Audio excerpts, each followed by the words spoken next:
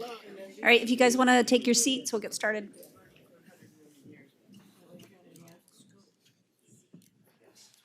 Recording in progress. All right, good evening, everyone. Tonight is Thursday, April 11. This is the Board of Directors regular meeting. I'd like to call this meeting to order. Board Clerk, can you please call the roll? Yes. Director Sailors. Present. Director Weber. Present. Director Sheets. Present. Director Rice. Present. Director Jones. I'll say here. Director Costa. Present. Director Clark. Thank you. All right, this is the Metro Cable announcement. This meeting of the Sacramento Metropolitan Fire District will be cablecast on Metro Cable 14. The meeting will be replayed at 11:30 a.m. on Sunday, April 14th, and then again at 2 p.m. on Tuesday, April 16th on Channel 14. At this time, it's a public opportunity to discuss matters of public interest within the district's jurisdiction, including items on or not on the agenda. Madam Clerk, do we have any speakers? Online attendees, if there's anything you'd like to present to the board at this time, please raise your hand. I'll give you the opportunity to speak. And if there's anyone in the room, please come forward. No response online. Great, perfect. And my apologies, I'd like to start off with the pledge of the flag. Director Costa, will you lead us? Allegiance to the flag of the United States of America and to the republic for which it stands.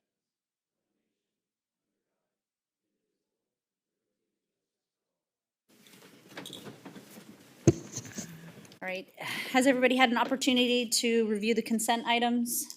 Yes. Any questions, comments? I'll entertain a motion and a second. So moved. Second. Great, we have a first and a second. Can you please call the roll? Yes. Director Sailors. Aye. Director Weber. Aye. Director Sheets. Aye. Director Rice. Aye. Director Jones. Aye. Director Costa. Aye. Director Clark. Thank you. Motion passes. All right, moving on, presentation item, we have the California Firefighter Cancer Research Study. It looks like Training Captain Jeremy Crawford. Welcome. Thank you. Good evening. Jeremy Crawford, one of the captains assigned to the training division. I've also served as the Director of Membership Services for 522, and in that role have served on our Regional Cancer Committee. And I got to give you a little bit of backstory before I breeze through this slides. I'll try to keep it as brief for you as possible. President Jameson asked that I kind of give some context here and kind of the work that was involved. When I took that position and fell into the committee, it was during COVID, and the group hadn't even been meeting. The chair had retired and moved out of state. So not only did I have a lot to learn and get more deep into the subject, had to re-energize our folks, recruit new folks, and part of that process, the Sylvester Comprehensive Cancer Center attached to the University of Miami, they're kind of one of the pioneers and leaders in the world as far as firefighter cancer research, prevention, things of those nature.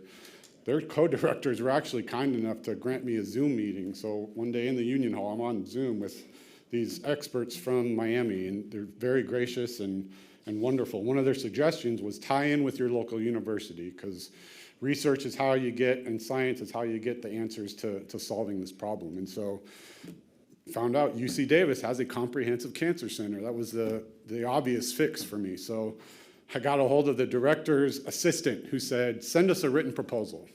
Okay, I can do that. I'm more of a sit down, let's have a cup of coffee and talk about this kind of guy, but let's do it. Continued more research, IFF newsletter, Dr. Jeffrey Burgess with the University of Arizona is doing work. Contacted the Arizona's union leadership, got a hold of him. Again, very gracious, happy to help. Oh, Jeremy, I'm coming to UC Davis to do a presentation with Derek Irwin. Would you like to go? Yes, please. So things were just happened very, very naturally. And again, just relationship building and networking that paid off huge dividends. We had a great dinner the night before that presentation. Kevin Green from CPF, the legislative team, and sitting around the table brainstorming, like, what's next? How can we tackle this problem and make some things happen? And so the presentation went great the next day, got tied in with the staff, and here we are today. So it was a lot of work, and like I said, relationship building, and I'm very optimistic for our future. So I'll start with Derek Irwin there, pictured in the middle. I mentioned him briefly. He came along with Dr. Burgess on that presentation. Derek's a firefighter. He is an engineer with Los Angeles County Fire Department, drives a truck in Inglewood. He lost his younger sibling to cancer many years ago at the age of 33.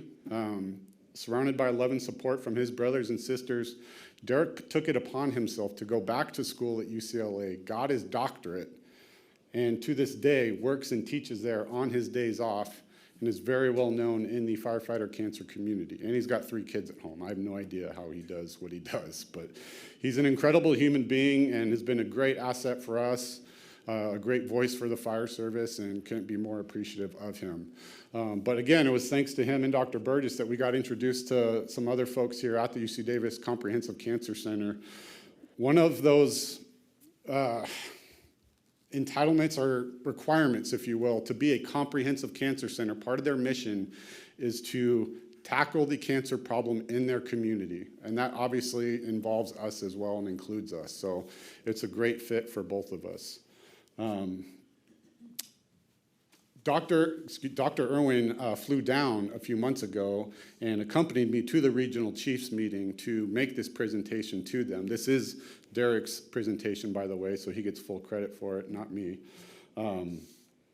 And we went there for a couple of reasons. Like, one being we needed to get administrative support and approval from all the fire chiefs. Like, yes, this is between our members and UC Davis and for the betterment of the fire service as a whole, but it's not something we're trying to hide or keep from administration or leadership. Wanted them to be aware of it, and one important reason was we were hoping to be able to enroll folks on duty, make it as convenient for them as possible. Everyone's got kids and school and life on their days off, so we wanted to make it as easy as possible. And so I'll tie back in with that at the end here. And this is the presentation we do for our enrollees on the day. And like I said, I'm going to breeze through this and give you the nitty-gritty, but if at any point you have any questions or need clarification, please feel free to interject.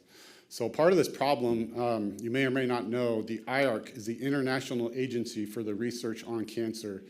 This is a group of subject matter experts from all over the world, researchers, physicians, just on cancer as a whole. They get together periodically and review updated research data on anything related to cancer.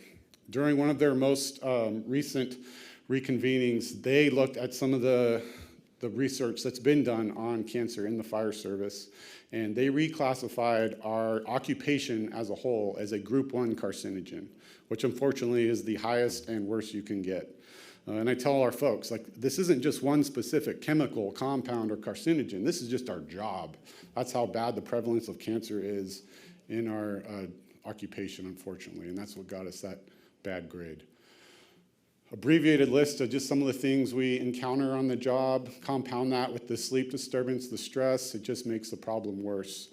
As far as California firefighters are concerned, we're a very unique and opportunistic study group for all of our partners, but particularly UC Davis. And that's because of that picture you see on the bottom there, operating in the WUI, the wildland-urban interface. That unfortunately just adds to that list of exposures and complexities. But again, it's good for our researchers and good for us because that needs to be looked at and evaluated as well. This is the slide where I let the other smarter people in the room talk because they can go into the science much better than I can, but it's just laying out the mechanisms for how the exposures are affecting our genes and our DNA and leading to cancer. So the essence of this study is we're trying to look at cancer biomarkers and define a range. And so Derek makes a great correlation here. We already know cholesterol is used as a biomarker to gauge our risk for heart disease. There's an established number there where if your number is beyond that, your doctor is going to say, stop eating double cheeseburgers all the time. We don't have those numbers for our cancer biomarkers. And so that's what we're trying to establish. You may or may not know there's a lot of multi-detection cancer blood tests that are marketed out there. They aren't FDA approved because the science isn't there yet. They don't know what a tolerable or acceptable biomarker range is yet. So that's what we're trying to find out. Again, more science. And so this research entails day one when we enroll them, we send them through a few stations and we'll go through that. Really the essence of it is wearing this Fitbit and for a year on the job, on and off duty. And that's so we can track heart rate, SpO2, sleep disturbances, We have them come back after that year is over. All the basic things that I'm gonna take you through and show them as far as vital signs and blood work and things that we get together. And then we do some data collection as well and look at all that data and look at, they went on this many grass fires, this many structure fires, look at all that over the year of their time on the job. Again, basic vital signs. The blood work, the vials on the right are just kind of some of your basic blood panel. The ones on the left are more specific to looking at those epigenetics and studying those biomarkers. We do a body composition, may or may not be a little bit competition with the body fat percentage. Take them through setting up the Fitbit. And then they do some online questionnaires as well, general health and a nutrition one as well, which is obviously very important. I think that's it for the study. And so I have to give a few thank yous, first of all. When we presented this study to the regional chiefs, Chief House was the first one to come up to me and say, you know we're in, right? So that was very calming and reassuring and very appreciative of him and his leadership. Chief Lozano, Dana Lips, and all my coworkers in the training division, we started here with Metro with the enrollment. So our people were the first ones to get on board. We did it in-house at our training building.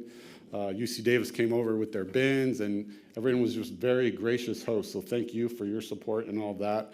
Our shift commanders and our BCs, navigating our companies getting there on duty with our already crazy operations calendar and everything going on, that was very appreciated as well.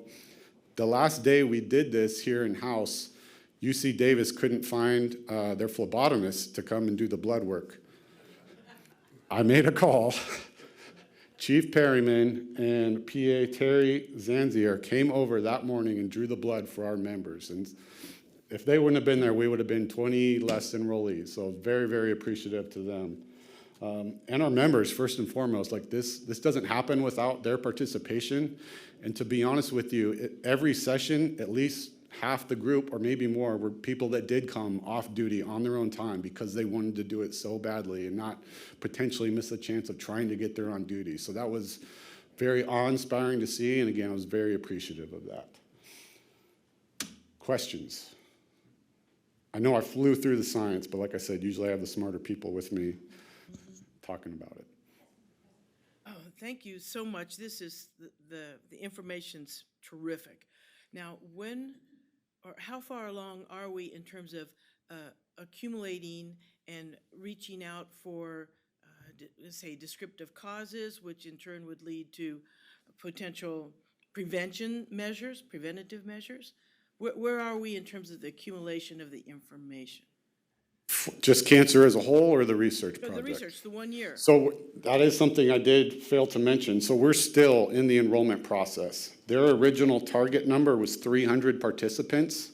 We did, I believe, 7 enrollment sessions. Again, just here at Metro was where we started. We got over 150 off the bat. And I think our researchers were so blown away. They said, you know what, we don't want to turn anybody away. They bumped that number to 500. And to date, I believe we're knocking on the door at 270 enrollees. So, Is from Metro? No. We did make our way west to City of Sacramento, West Sacramento. I think we do still have some people at Metro who have been itching to get on board, so we're going to re-extend that invite to them, and we're still going to head down south to Consuments as well. So I'm extremely optimistic and confident we're going to have no problem getting to that 500. So you're looking to go regional? Yes, sir. Captain Crawford, it's interesting, number one, I am so glad to see this. Did you receive a call from Kevin Green today?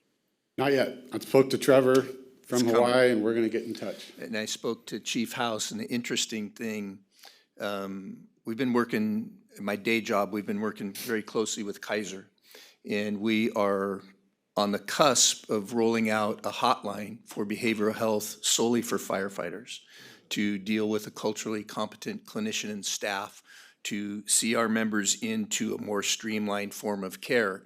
What developed off of that, and I talked to Chief House yesterday, on April the 22nd, this same team in very high level, they want to meet with us, and my first thought was I gotta get them to Metro Fire. They're gonna meet and do a tour of the PPE decontamination, cleaning, repair, and replacement process, and then retire here to kind of do a question and answer. And the goal of it, Kaiser wants to know about cancer prevention, screening, and how it interrelates with firefighters. And when I talked to Chief House, he did the same thing. We're in.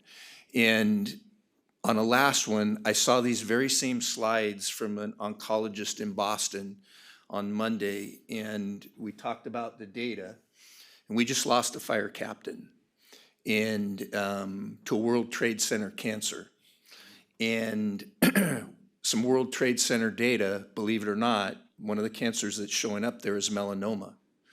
And the median age is 55. The time to diagnosis, the average is about 9.2 years. The general location is usually on the back. And what they discovered is there's a significant increase in members that worked on the pile or the rubble pile. And they show a significant increase from members, and this would include USAR Task Force 7 members that began work on that pile anytime from September 11th to the 17th and worked all through. The numbers are off the charts. Our captain died of mucosal melanoma. So the ties, you can't get any stronger than that. And I commend you, the fire chief, the department, and everything you're doing. Cancer is killing our members. And so we are on the right track. I look forward to the 22nd, and just thank you for doing this. No doubt. Chief House did send out a group text about that meeting. And to answer your question a little bit more, Director Jones, like nothing specific out of this study yet. And that was I told them right from the get-go, like screening is my number one thing. Like we gotta catch this stuff early, and I'm sick and tired of going to these funerals. Like older, younger, it doesn't matter. Like this is out of hand and ridiculous. We're making steps in the right direction as a fire service, and specifically here, like the decon and wearing our SCBA, like all those basic things. I'll be the first to admit I need to be better at it. It's a change culturally. Like we have to embrace it. We're headed there. We're getting there. It takes time. I'm not patient. The rest of us aren't patient, but we're working on it. It's coming.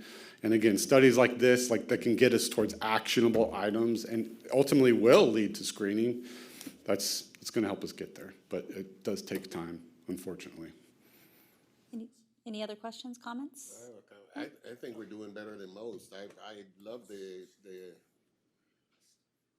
us being as aggressive as this program. It's really good for our members. No doubt. And the support from leadership and administration is a huge part of that. So very thankful. Leadership. Director Robert? I just want to thank you for something else you're doing. I know you've had 2 of them at least already. You have another one coming up, but the skin cancer screening, I was involved in one of those, and they found something on me. If you're going to get cancer, this is the best thing to have. But the fact that that is being offered to our members, and the first one came up with a couple of melanomas. I don't know what came out of this last one, but thank you for doing that, and that's a great program in itself. So. No doubt. That's thanks to Dr. Ann Haas, who is a dermatologist and does these studies for free on weekends for firefighters in the area. And all of her staff and everyone that's there, they can only do it on a Saturday or Sunday because they have to work the other days of the week. So they're there on their own time screening our members. And again, that's a contact that I got from our friends at UC Davis. So those relationships paying dividends. Yes. Anybody else? All right. Actually, Yes, I'm sir. Go sorry. ahead, Director. So I'm wondering, you've got leadership support as far as administration here, but what do you need from the board? Continue to support it. Yeah. Okay. Honestly. So you'll be back when you're getting the data, gathering data, you'll come No back to the doubt, board. I'll and definitely provide come us back and, updates. yeah. Okay. It's not gonna be individual, Right. Jeremy, you're dad, it's aggregate, it's as a group, like this is what we saw and that's how it'll be presented, but I'll definitely come back and share it Okay. after that year, no doubt. Yeah. Thank you for all you're doing. Thank Yep. you, I appreciate it, All right, thank you. thank you. All right, moving on. President's report.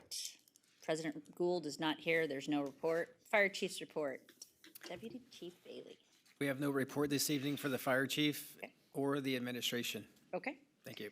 Operations report? Oh, Chief, go ahead. Keely. Keely. Well, I said Mitchell. Hi, members of the board, Chief Bailey, friends and colleagues that are present and online. My name is Kylie Keeley. I'm the B Shift Commander. When I was promoted in December, I was given other duties as assigned. So I have oversight of both some of the training and mentoring of the MMP program and the reserve program. And here tonight for the AC Spotlight, I'm going to introduce some of the members that are involved directly in our reserve program. It's something that's been present for my entire career, which I just passed my 29th year. So I would like to bring up a couple of our dedicated long-term reserves, Dennis Berry and Mark Siebert, and one of our newest members, Noah Wilson. Also in the crowd, I've got Engine 111, staffed by Captain Ed Henderson, Engineer Tom Chen, and Firefighter Connor Castile. Coming up, guys. And then Battalion 5 on B Shift is staffed by Chief Kim Fong. So the reserve program, as many of you are fully aware, is a particularly valuable asset to Metro Fire. They staff our air rig and our water tender specifically, but they're also available for other duties in the region, public ed events, recruiting, and training. And with that, I just wanted to bring up Chief Fong to let him know from an operational overview what it means to him to have a reserve program in his battalion.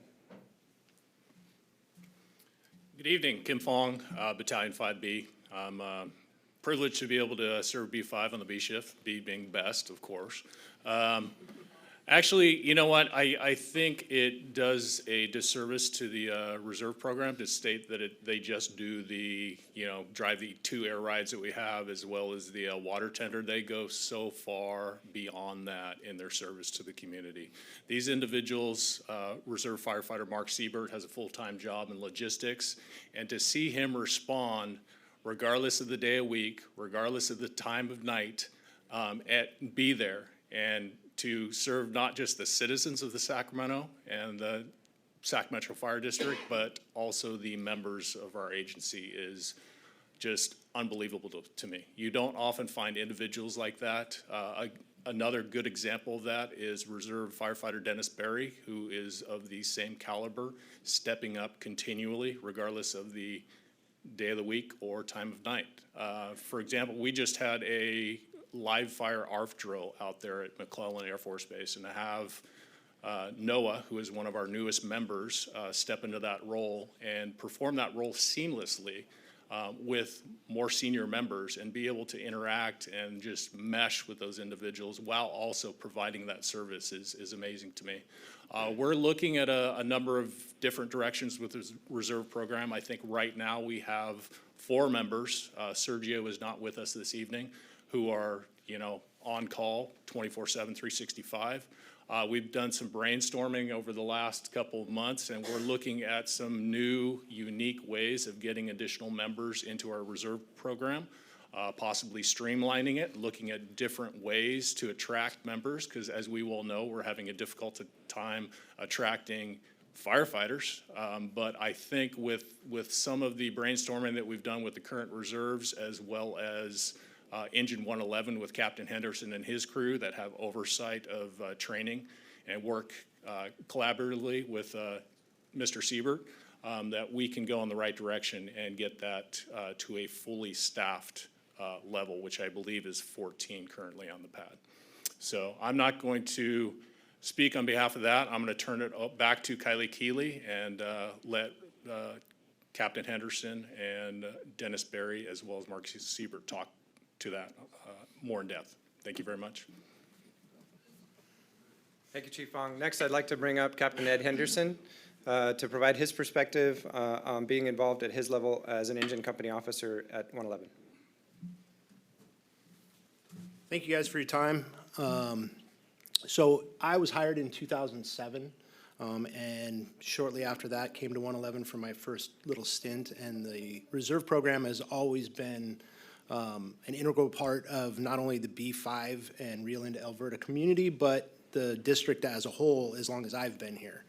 A little history of the reserve program. It was formed when the Rio Linda Alberta Fire Department was formed back in the 1920s. As Metro Fire formed in 2000, the members were, it was a fairly robust membership with 24 reserves.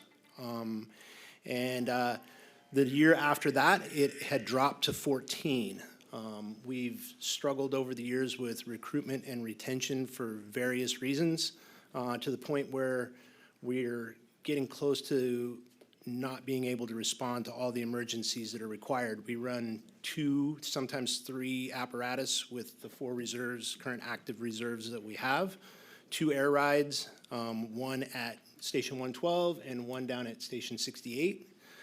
As well as a water tender that is the only water tender that the district has north of the river.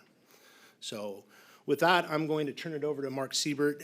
He has taken on more of a leadership role. In 2021, we decided to bring the reserve program headquarters kind of back to the Rio Linda, Alberta area and take it at 111 after being passed around the Battalion 5 area for several years. And I asked Mark to take more of a leadership role in the reserve program itself, and I'm going to let him to speak to you on some numbers and some struggles that we've had over the years.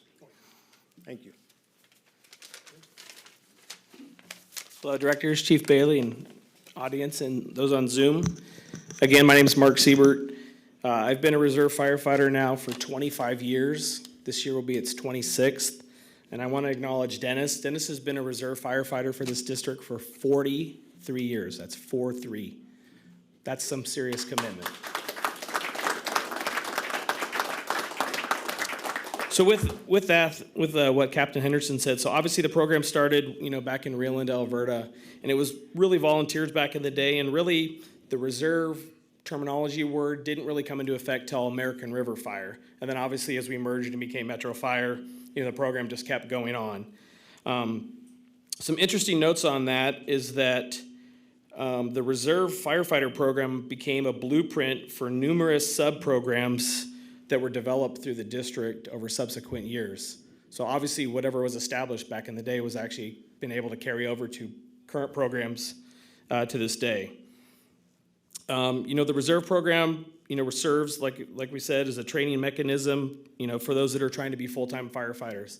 I think the days of people like me and Dennis are very hard to find, those that really want to commit to a volunteer lifestyle, especially in the state of California. So I've learned just to embrace that my goal is to push people up. We have Noah here, he's almost coming up on a year. My goal is I want him to be a full-time firefighter. That's his goal. Hopefully here, I would love to see that. But if he goes anywhere, that's a win for me. So with all the training opportunities, me personally, this district let me get my firefighter 1 and my firefighter 2. I'm just a reserve firefighter, but my badge says firefighter, and that's one of the reasons why I joined this program back in the day, because I get to serve my community and I still get to do all the cool, awesome training opportunities that this district has. And, between our helicopter and bulldozer programs and water rescue, I've been able to do all of it. You don't get that anywhere else. It's just top notch. And, everybody here, we show up on these fires and you're just one of the crew. Nobody thinks you're a reserve. They just say, hey, how can we help you? We just do our job and we go home at the end of the day. So the biggest problem, like we're talking about, and like all departments, throughout the state, is just retention of people and trying to get people hired. I think after our meeting, we had a really good collaborative effort, and I think we have some unique opportunities. We have the Del Campo High School program. We have these kids that are coming up that are turning 18 years old that are eligible to maybe join the reserve program, give them an opportunity, kind of help guide them through their history, and help them, where they want to be. The district's already investing in that high school. Maybe we can help use them as part of a hiring process through us. And my goal is, start as a reserve, come in, get your fire stuff, work into M&P or work straight to firefighter, whatever works for you. So I think we just have some unique opportunities. But like I said, our staffing's just, we're at a real critical level, so we're just trying to just do the best we can with what we got. And, it's nice that you have a core group that you can just send a text message like, I'm going to be out of the area for a couple hours, and then everybody knows. So that's all I have. Thank you very much. If you have any questions, I'll take them.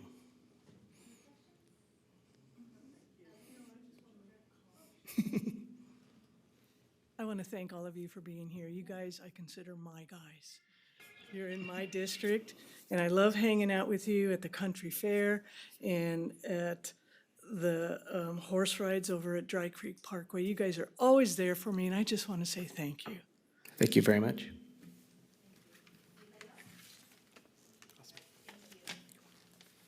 Appreciate it. Thank you, guys.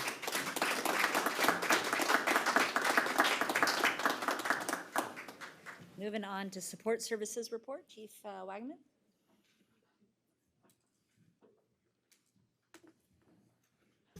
Good evening, directors, Chief Bailey and staff, Tyler Wagaman, Deputy Chief of Support Services. With a few updates, starting off with facilities. They've been working pretty diligently at Station 50. I know I mentioned the project before. It's our privacy project, and we're taking a large dormitory and we're creating some space for folks to sleep and have some privacy that was never there before, and is definitely critical for all of our members to be able to have space available to them in our fire station so that they can have some privacy and some good sleep, because we know the call volume just continues to get worse each and every year. So that project is still underway. It is nearing completion. Tape, texture, and paint is on the docket currently, so we're getting really close, just past the framing inspection. In addition, our facility staff just completed swapping out the HVAC unit at Station 102. They're also working on that station in preparation for Squad 102, in addition that the district desperately needs for that area. I know Director Rice lives in that area as well, and I'm sure he's happy to see that resource, just as I am as well. Moving on to Communications Division, they're working pretty hard over there as well, getting ready to add some upgraded station alerting to the Station 50 project when that new dorm goes into effect. They're currently working on 4 new support vehicles, one of which is a mobile integrated health unit, so MIH2. They're upfitting to support operational responses. In addition, 3 new ambulances, 4 additional new Type 5 rigs, which will get radios and computers here in the coming weeks. They'll be working on next. On a community risk reduction, our Deputy Fire Marshal Nygren, Fire Marshal Law, attended the Sacramento County Board of Supervisor meeting on March 26, for which was the first hearing for the revised fireworks ordinance. The ordinance was approved by the county on April 9th. Notable changes that the community should be aware of. First is the window for fireworks sales has been shortened to noon on March 28th through 9 p.m. on July 4th, so it was cut by 1 day. The next is permissible hours for fireworks use will be 9 a.m. in the morning until 10 o'clock at night. And lastly, enhanced fines for fireworks use. As you know, last year they integrated a pretty steep fine for fireworks use on the parkway. It's $10,000. Well, they've also added parks and schools to that list. So pretty hefty fine if you use fireworks on those premises. In 2023, the Fire Investigations Unit recommended 2 juveniles subjects to attend the Youth Fire Setters Program. This was following 2 fireworks-related incidents.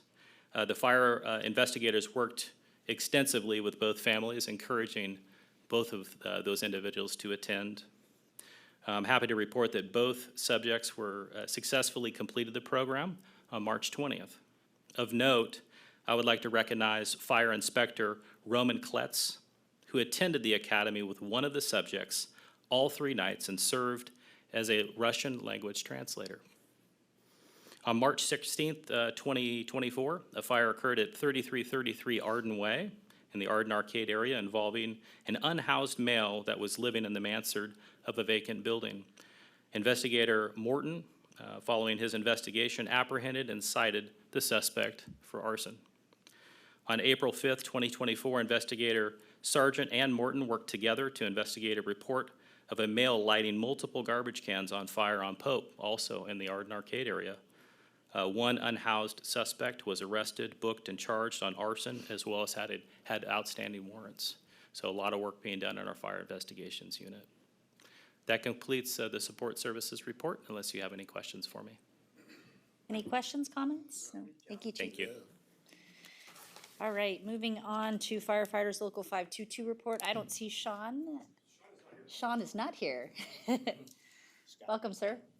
Hi, good evening, Board of Directors, Chief Bailey, other colleagues in the audience. My name is Scott Owen. I am the other newly elected Deputy Director for 522 for Sac Metro. Quick and short report tonight.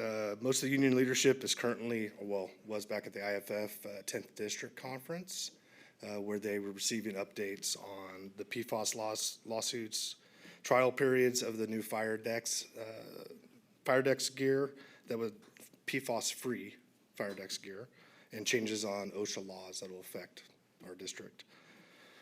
As far as the ops side go, there was a pretty productive deployment meeting a little over a week ago where they talked about the transitioning of the FDMs to the MMPs, two of those being transitioned and the squad coming into play.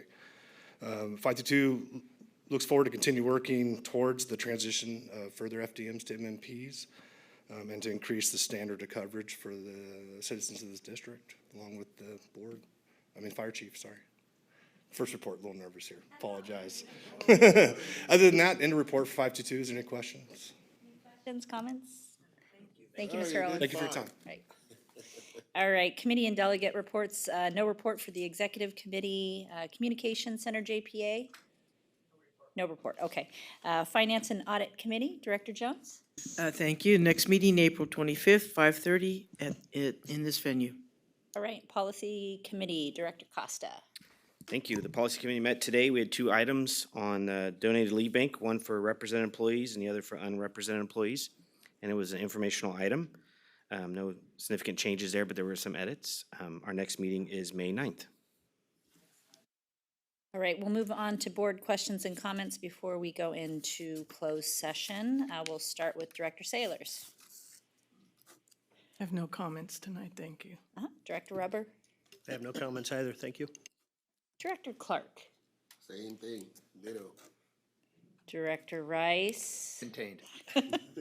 Director Jones? Ditto. And lastly, Director Costa. No comments. Okay. Thank you. I don't have any comments either. All right, we will recess to closed session. Hopefully we don't see any of you out there. Recordings.